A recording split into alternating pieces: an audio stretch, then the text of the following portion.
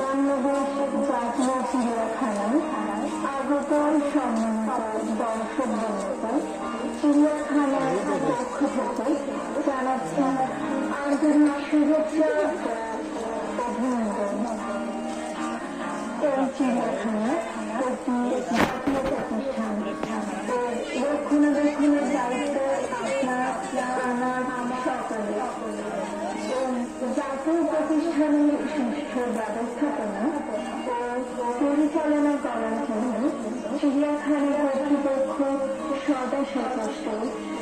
ধন্যবাদ।